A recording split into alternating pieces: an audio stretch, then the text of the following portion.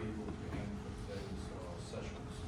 Now, few things I think also I recall, and I think it's important, is that for your final exam, is you are totally fine to write that in Mandarin. Your answer, your response for the questions, that can be Mandarin. Now, for those international students, for your written answer, of course, is English, right? Or in other cases, if you want to practice your Mandarin, and of course, I can understand the writing, that's also fine. Okay, so either, both ways is fine. Again, please remember to bring your calculators and your electronic dictionaries, okay? Because I won't be in the class, okay? And I think each of these, I believe each of these instructions for these questions are fairly clear. So there shouldn't be any confusions whatsoever. So I personally won't be in the class, so that if you still have questions, make sure you read the questions clearly, okay? Right? So I'm gonna go ahead and move on. So I stop over here about these specifications. So I'm gonna again write the notes again. So if you have a lower temperature, so these are the exact same notes, just for the sake of practice. Lower temperatures, you have high driving force. Okay? So if you have high driving force, you have high nucleation.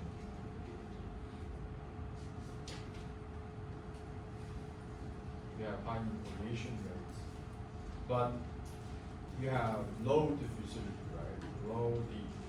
You're going to track low D. So particles grow slow. Okay? Now if you have high temperature, precipitate,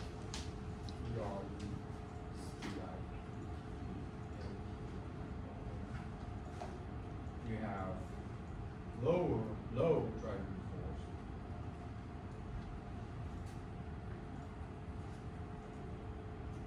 Slow nucleation.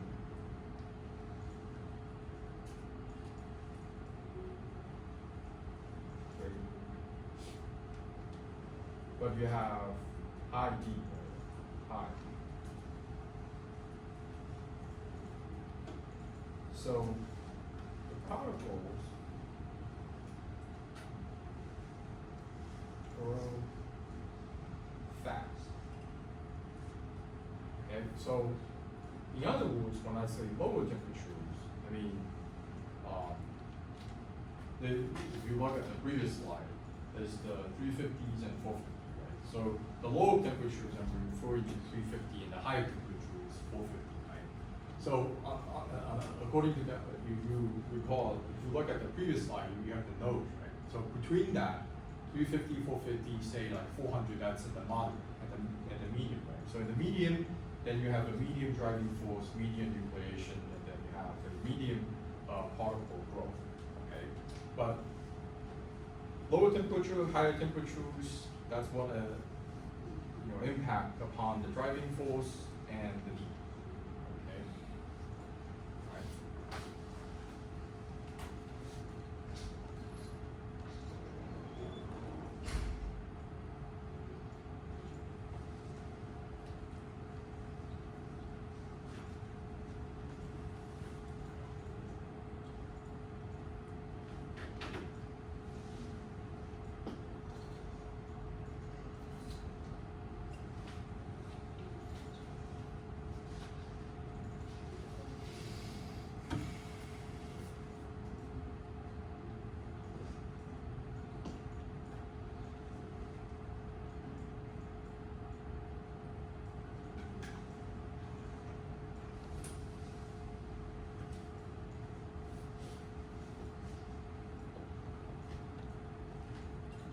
So while you're copying this down, is that for the term papers, I may have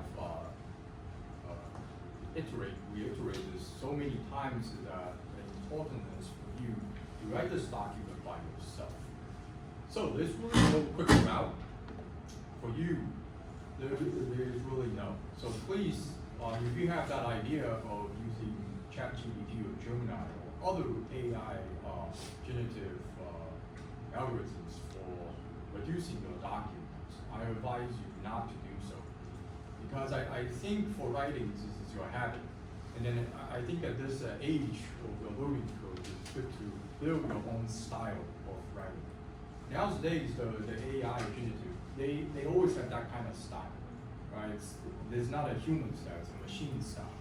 So regardless if you're writing Mandarin or if you're writing English, try to write that as by yourself. I would really appreciate that because I read every of your documents, paragraph by paragraph, comments by comments. And I will evaluate you by the flow, the logic, and consistency. Okay, and each of these documents I will have comments on it, and then after that I will post the score on Moodle. So for those if you, when you get your score and then you review that score, you're puzzled by the numbers, the score you get, you're more than welcome to contact me and come and look at the documents. In the past, when a student was taking my course for writing the term documents, often they would lose the consistency, right? So I might read some of the documents that have either different font size or different spacings.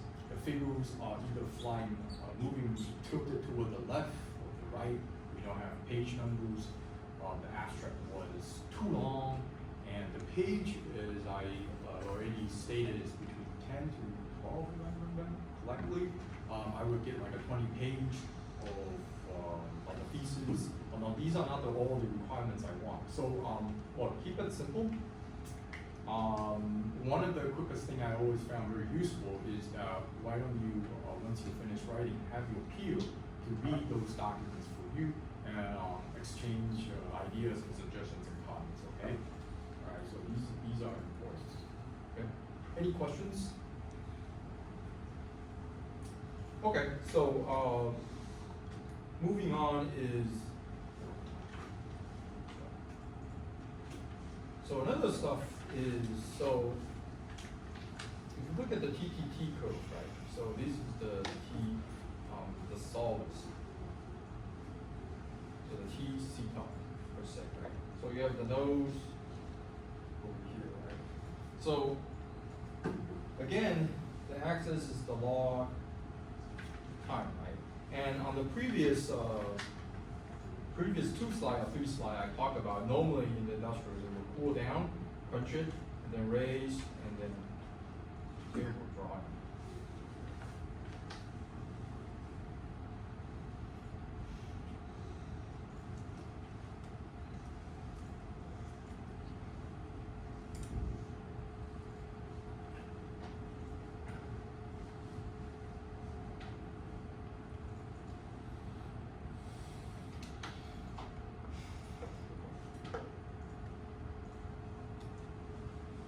Nose code, and commonly what they do is they crunch it and then raise it and then maintain the temperature. So you have crunch and then reheat. So this diagram that I just draw is exactly the diagram of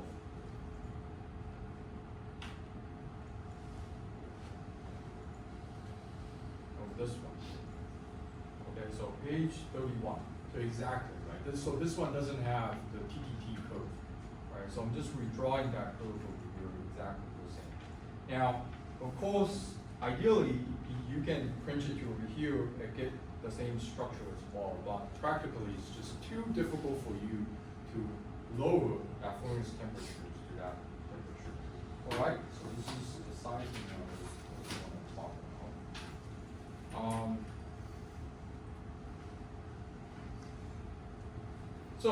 This I also talked about is the quickest way to know if you have overaged your material is through a Hawkins test, right?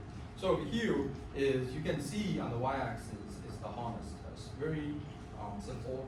And then next is the time. Right? So you will know definitely for sure that if your material have overage is where the drop of hardness. So the definition of hardness is basically the resistance for plastic deformations, right? The higher the numbers, meaning the material is able to prohibit the plastic deformations to initiate.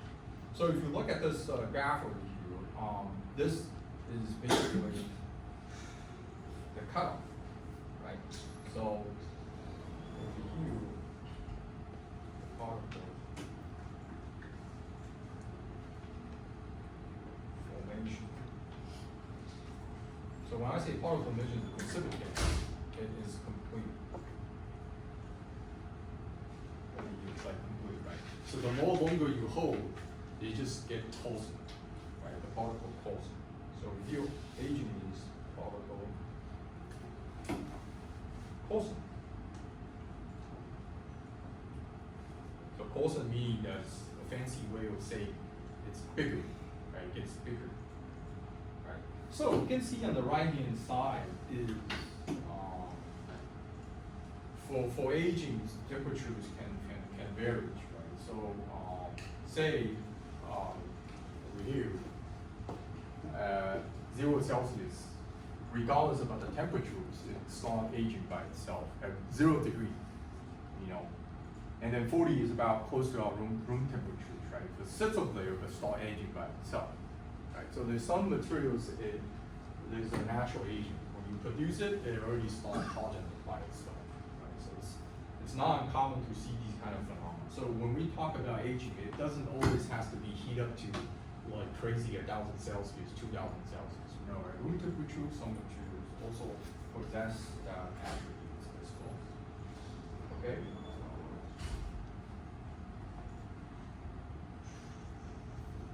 Okay, so I'm gonna move on. So this page, again, I'm using for aluminum 2014-T4. So the T4 doesn't let us know the alloy was allowed to age at room temperature. So it's a natural aging, stable condition. Okay. The reason why I want to show this is that there's always some particular need in your application that there's time demanding, right? So you simply cannot wait for room temperatures to sit there and then all day long to finally get its final material properties, say for the yield strengths. So sometimes there's some kind of manipulations that you play around, that you play with temperatures and time so that you can accelerate your processes. Okay? So over here, you can see the more the temperatures that you kind of raise, you know, the aging time is lesser, right? So 500, 450, 375, and 300 Fahrenheit, right? So meaning that the higher the temperatures, the less aging time it is required, right? Does that make sense to you guys? So I think this concept, though I'm not gonna, you know, ask you to remember this diagram, but one of the important concepts is that when you're doing an experiment, particularly to chemistry or, you know, doing AM, additive environment resins, when you're doing tests, right? One of the quick things you want to remember is that, hey, if today you have very limited time and you want to know that results, there's two things you can always play around: is temperature, right? Temperature is just show you, right? And time, right?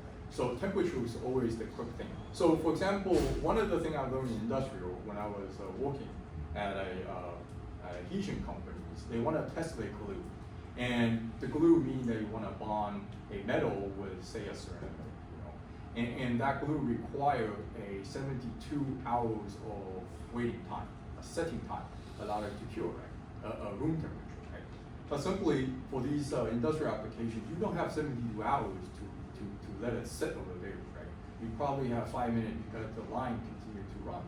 So one of the things is what they've done is that they play temperature, they raise the temperature, right? They raise the room temperatures to 40, 50, 60s, so that initiate the curing exponentially, right? And then allows the curing to hits in, and then cure, right? So this is just one thing I want to mention. So temperatures affect time pressure also affect the time as well. So temperature and pressure. Pressure is less being taught in this lectures, but temperature of course is important. All right. Yeah. So I forgot to say. Look at the 650. This isn't even good. Probably it's already close to melting temperature for sure. All right. So I have one last thing to talk about, and it's again in the precipitation growth, particularly in section 5 point. So these are the one last thing I want to talk about, and we can end for today's review sessions, right? For 5.3. So this is a straight content from the book by itself. All I'm doing is I'm taking kind of sort of the highlight wording out from the PowerPoint by itself. So precipitation growth, nuclear shapes, of course, in solid. And wrote down some notes for you guys. So bound by combinations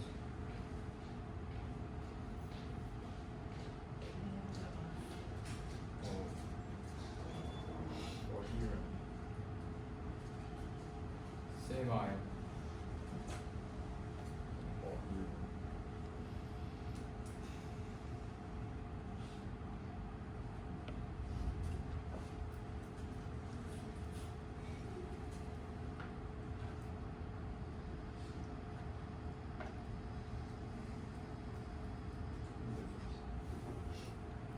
So by the way, this starting from this slide to way to the end of this document. So these are new slides, by the way. So it is important. So that's why I kind of provided this.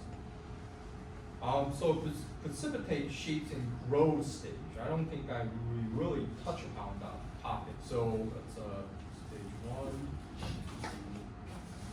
So it's determined by relative growth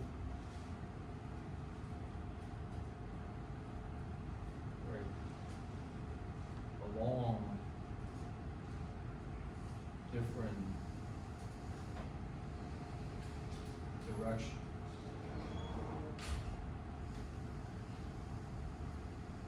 Or vibration.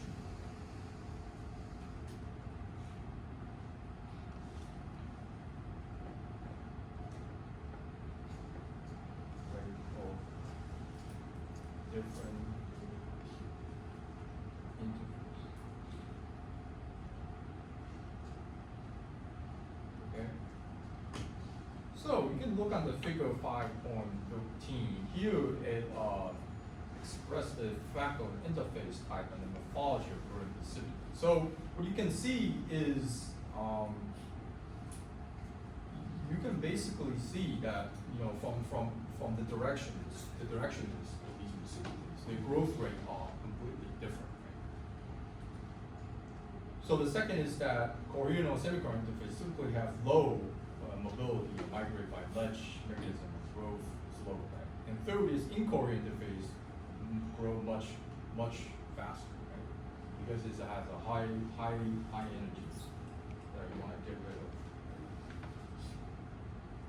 So if it's if coherent, meaning that it's comfort, the energy, surface energy is low, right? So there's no really incentive, motivations to move, right? I mean, it's already coherent, it's pretty feel comfortable, while so incoherent, you're not comfortable, right? So they want to push them out, okay?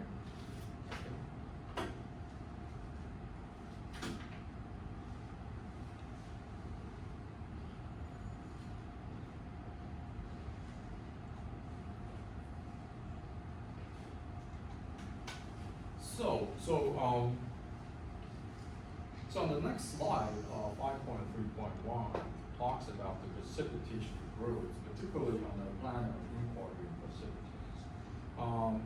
We really haven't had a chance to touch upon the topic about the velocity, the growth rate in terms of velocity. So my following slide will again use this book in 5.3.1. Express the equations of the derivative of the precipitation growth rate. So these are the same equations, and I'm gonna go through that with you line by line so that you have an idea.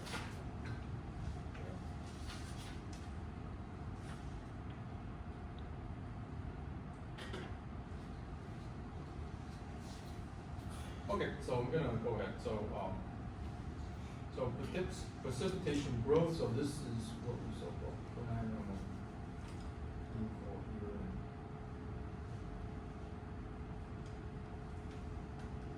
here and precipitates.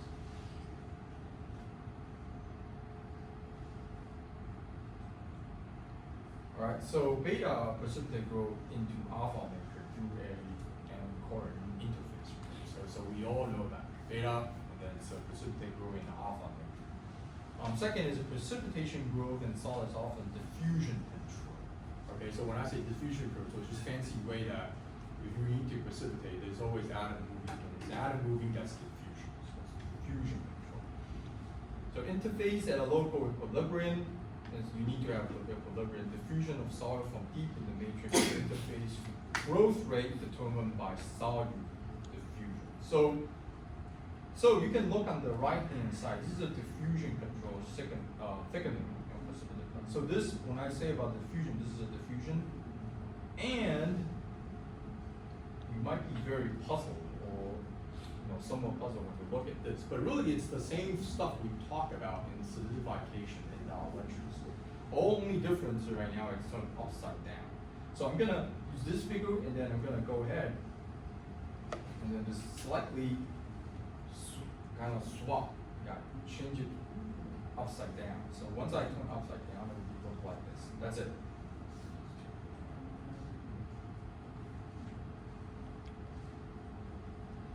So if you turn it upside down, it's like this now, right?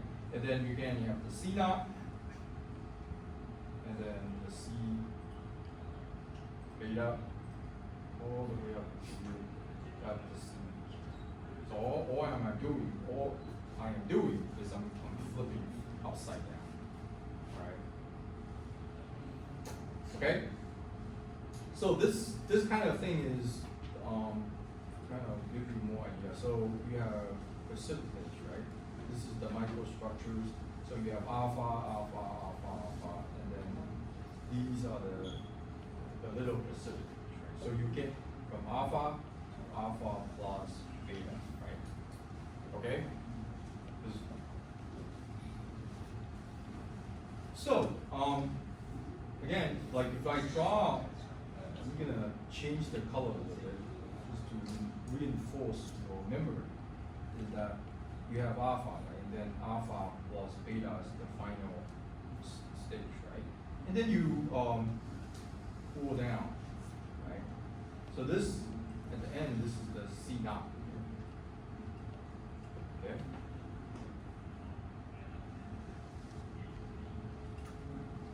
Now you can, of course, draw the tie line, right? The tie line, right? And then calculate the weight percent ratio. So this is really the same what we talk about in solidifications when there's a solid that's being pulled out, when there's a liquid that's pulling out, you form a solid, right? And then that solid, the remaining residual is being ejected into the resin solution, right? So this is really the same. When you think about precipitate, right? So precipitate, you start with alpha, right? So alpha is like liquid, and then it starts forming liquid to solid, right? But this is alpha, right? So alpha, I think about liquid, and then you start forming beta, right? On a liquid phase. So the similar analogous. So I think I'm just using this is a little bit of, side, advanced stuff that you learn that you can connect to solidification, right? So remember to review the notes in solidify, right? Why you had exponential decrease, right? Make sure. So it didn't come up with nowhere, but we won't spend time talking about it, all right? So for unit area, consider the balance of solute flow, the diffusion flux to the interface region. So diffusion flux, so this is E divided by DC divided by dx. Right? So that's the facial flux, diffusion flux. Transition of Salary atoms B from A matrix to B matrix. So the velocity is F CB minus C equilibrium. So as I explained, we consider balance of the solute flow, right? So we can say that d dc dx. So this is just a diffusion, right? You have the diffusivity, dc dx is the concentration, right?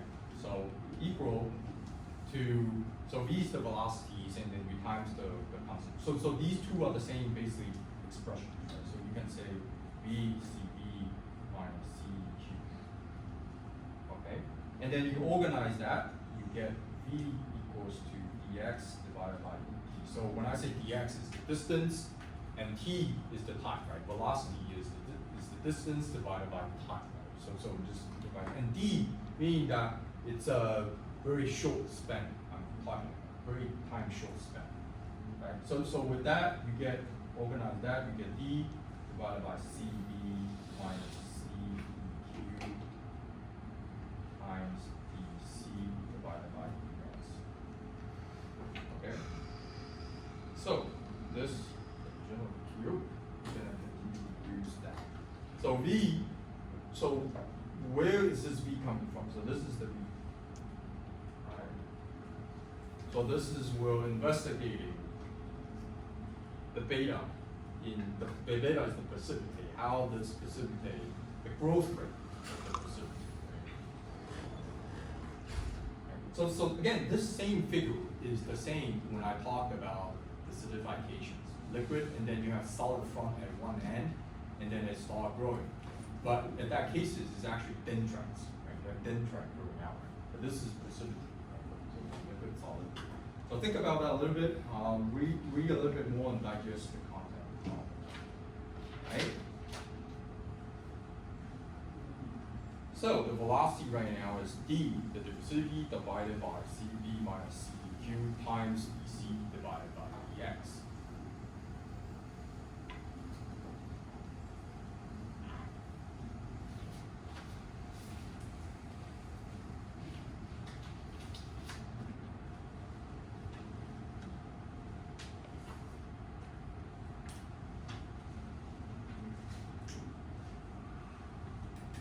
So, okay, so we're gonna move on, is again, we're gonna rewrite that equation again, just so it's v divided by dx dt, velocity, v divided by c minus c q times dc divided by dx. Okay, so there's a few assumptions that we require to make this complete. One is that for simplicities, we're assuming a linear concentration profile in the matrix near the precipitate, the balance of the starting is. So over here is what the book has done, and it's just for the sake of our calculations easier, is that if you look at this diagram over here, it's assuming an exponential, exponential decrease. Now for the sake of calculations, they're gonna swap that as a linear decrease, right? So linear decrease. So whatever that concentration gradient, that change should be a mass concentration. So over here, this area is equal to this area. Okay. So all they have done, all they have changed or swapped is instead of like this, they assume it's a linear decrease. Okay. So now we know this area is to this area. We can calculate CB. Use spread that's right. CB minus C naught x equals to 1/2 of L times 0 plus C naught. Okay, so how I know it's half L times delta C naught is because this is a triangle, right? And this is a cube area, right? So it's CB minus C naught times X. Okay.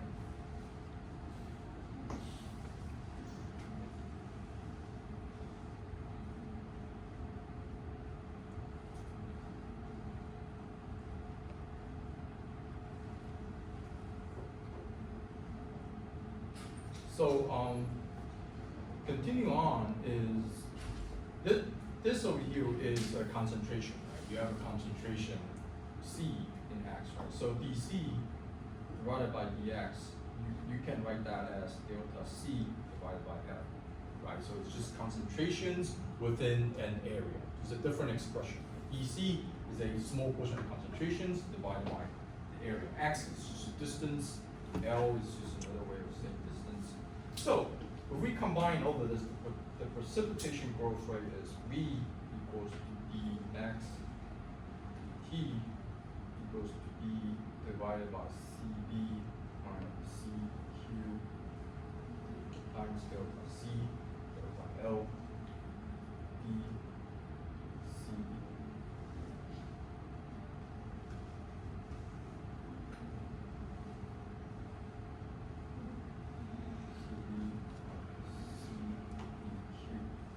Now we know C and L, we can swap that, right? So times delta C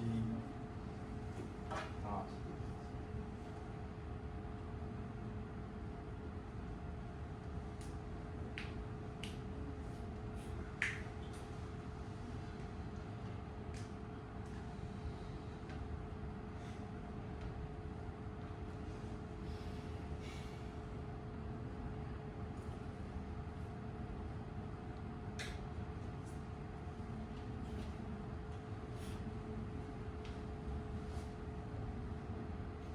Okay.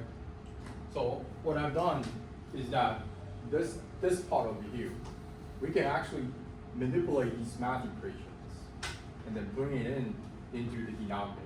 Okay. So if your homework for today is go home, use this week to do some math derivative from over here, particularly for the precipitation growth rate. So these are the same. Actually, these equations I didn't come up with. So these are from the book directly, line by line. Right? So if you have hard time following, you can again read that book. I'm sort of jumping the step way ahead for simplicities, but again, please copy this down. So we have a few more math we need to derive. Okay, so V equals to let's write in a big chunk.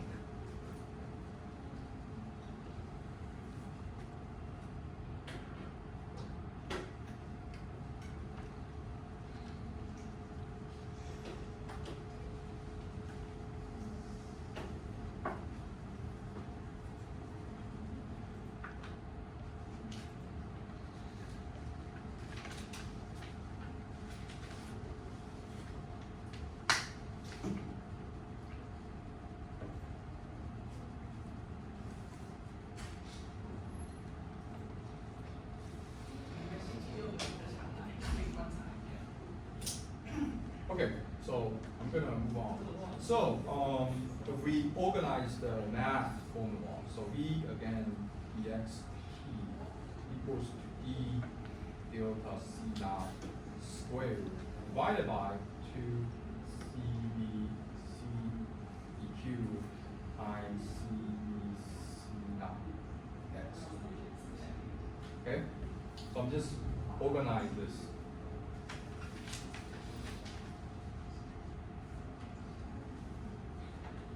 So I'm gonna move the dx and dt, the denominators and the numerators. So 2x, so this is over here, the 2x over here, 2x. What we're gonna do is we're gonna move it up to on the left hand side. So with 2x dx equals to d c naught and cb minus ceq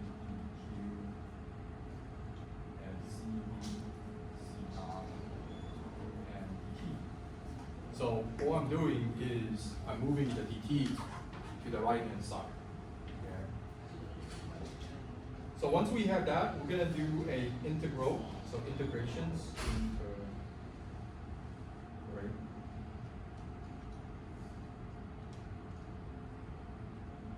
Integrate. And when we do integrations, you have to balance the left hand and the right hand, right? So 2x you get x squared, right? So equals to d delta C naught, and then CB minus CQ,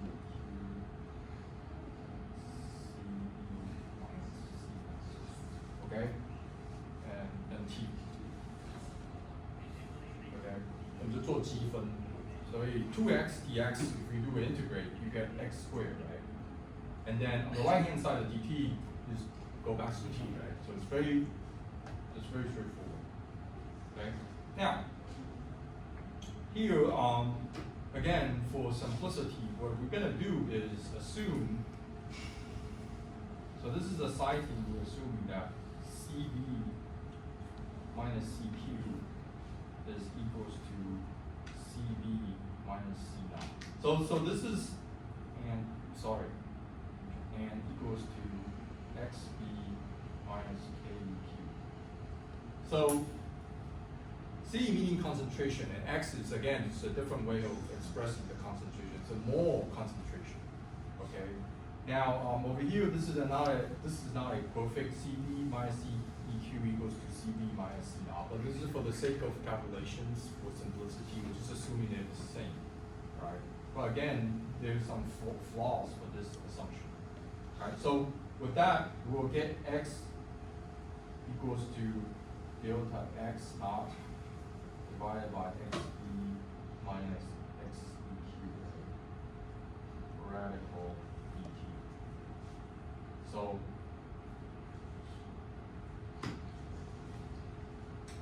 we're swapping the CB, CQ into XB, XEQ, and then x squared will doing a radical so that I get x equals to delta x naught divided by xb minus xq radical. Okay, so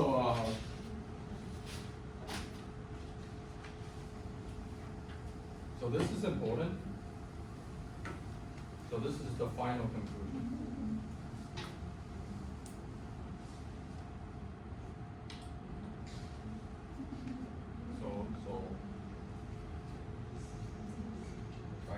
So copy this down. So if you are done, if you move on to next slide, is that x, right, is the distance, right? If you divide it by t on the left-hand side, and on the right-hand side, you divide by t. T is the time, right? So if this x is divided by t, you get velocity, right? And over here, of course, you have to divide it by t for balance. So you divide it by t, you can move this t inside and then cross out and get the numbers as well. So go ahead and copy this down. So on the next slide, I didn't put this in a better way. Is you will see in the book it stated v equals to delta x naught divided by xb minus kdq radical v divided by t. So first copy this down. I'll move on to the next slide.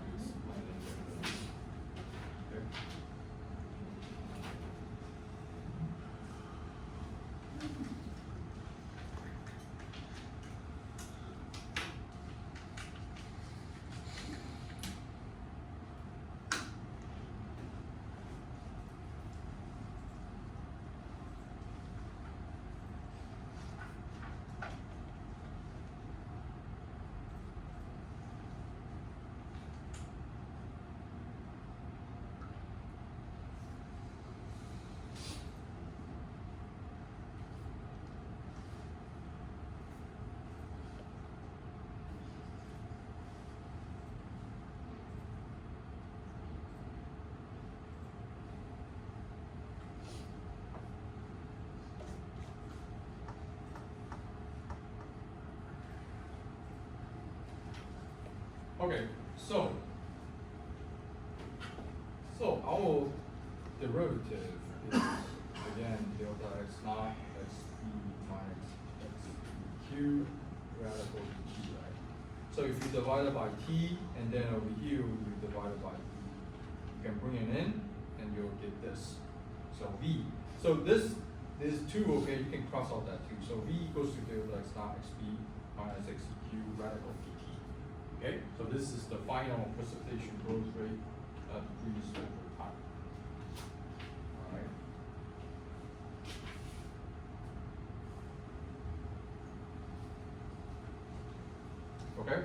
think this is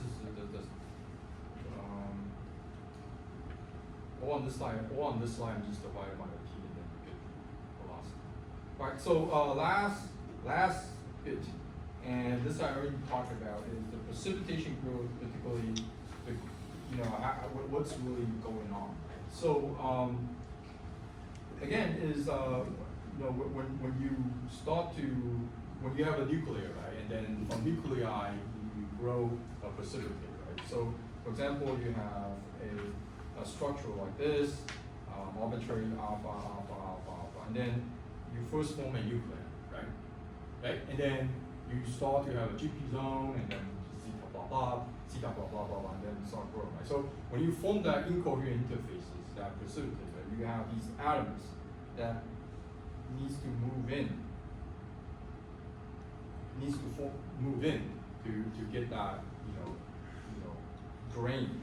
So you need to grow in, so meaning that the region that's nearby, you have less of that element that's supposed to form that grain, right? Because, in other words, I don't want to confuse you, that there's a gradient difference in the grain, all right?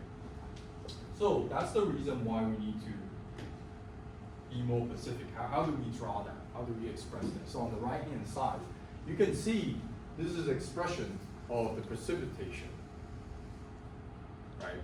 So the y-axis is the composition, the axis is the distance, right? So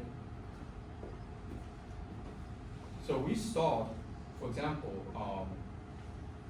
say if you do a line scan like this, so I'm gonna go ahead and draw this again. And then we have these precipitates, right? And then if you do a line scan, any devices like a line scan. So this is a line scan. So line scan is the distance, right? So that's the same as this is the distance, right? So from left to right. So this is again from the left to right, from upper corner to down, right? So at certain point you're gonna intercept these precipitates, right? And I express precipitates, there's gradient differences, right? Because the atoms move around, and then at the core, of course, it has the highest concentration, whereas the nearby has less concentration gradient, right? So you can see this over here, the C naught is originally the element, right? It stopped dropping and then formed. So this is actually how big that precipitate it is, right? That's how big it is, right? So the more longer the time you sit aging, right, it gets bigger, right? So you can use figure 5.17 as, so this is, say, let's separate this as a time evolution for the sake of argument. So stage 2 and 3. So if I asked you, hey, what's the beginning when it's on nuclei? What's that concentration? What's the distance look like? It, by any chance, will probably look like this. So I'm going to go ahead and draw that. And this, it will probably look like a little bit like this, like a needle. Like this. So a needle, so it's just 1 minute, right? So the more we hold upon that temperatures, the atoms move and draw that gradient precipitate, right? And eventually it saturates. Okay, so you can look at the upper 5.16, particularly on the right hand side. So this figure, so this over here, left hand is the phase diagram, on the right hand. I love this way. So on the right hand, this is the same figure that I showed you, but it's just different rotations, right? Remember, this is again the TTT nose curve. It's just a different. So this is T theta, right? So you have the delta x naught. So that's according to the thermodynamics, that's the undercooling, and the D, half of the D, that's the diffusion, right? So you can see D, that's half of. So this actually does make sense, right? So the more temperatures you raise, the less diffusivity you have. So you can see that. Okay, so do we have any questions so far? So this is the same content I talked about last week. it's similar. If you're a little bit still confused, you can stay. I'll explain a little bit more. And also, this is my last slide. Okay. Do you have any questions? Okay, so if not, that's end for today's class. Next week is Dr. Q for his final lectures, and then the following week is the final exam. So if not, basically, I won't see you in the next 2 weeks. I will be traveling. So any chance if you want us to have a quick word with me, you can use today's time or send me an email to address the appointment. Or else, take care and hope you guys have a great semester. Thank you.